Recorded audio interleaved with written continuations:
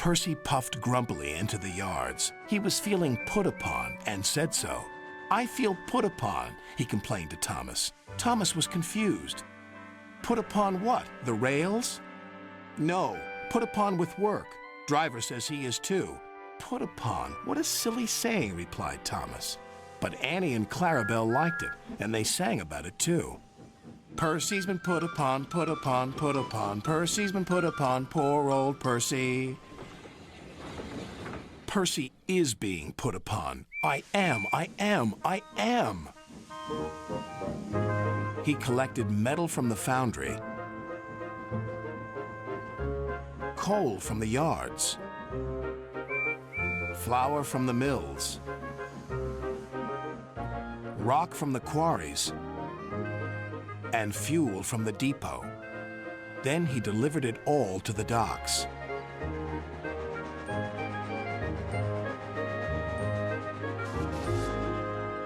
Next, he collected some empty freight cars. "Who's this dirty little engine?" cried the freight cars. "We want Thomas or Duck." Percy ignored them. Put upon, that's what I am.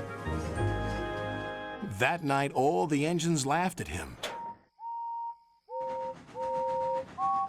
"We can see what's been put upon you," said Thomas. "Silence," said Sir Topham Hatt. "Percy, you've done a good day's work. Now get a good night's rest." "Yes, sir. Thank you, sir." Next morning, he took some freight cars to the coal yards. Then he had to push empty freight cars to the mine shaft. When he arrived, there was trouble. The foreman spoke to his driver. "The freight cars are stuck on the mechanism. All they need is a good push. We'll do it right away." Percy shunted back to where a large canvas barrier was used to protect his line from loose rocks. Percy charged at the line of freight cars too fast and too hard. "Oh no!" gasped Percy. The freight cars broke free, but ran out of control to the mines below. On! Faster, faster!" the silly freight cars yelled. Then there was trouble again.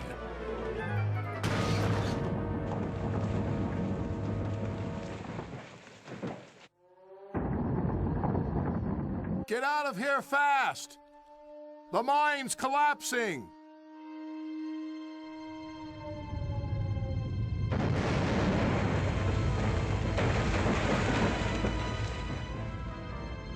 "We'll just have to make a run for it, Percy," called his driver. "There's going to be an avalanche," wailed Percy. And he was right.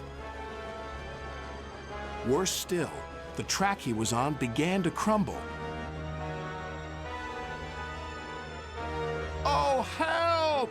wailed Percy. Then he remembered something he had seen earlier. "There's a canvas barrier by the track. That might save us." They were just in time.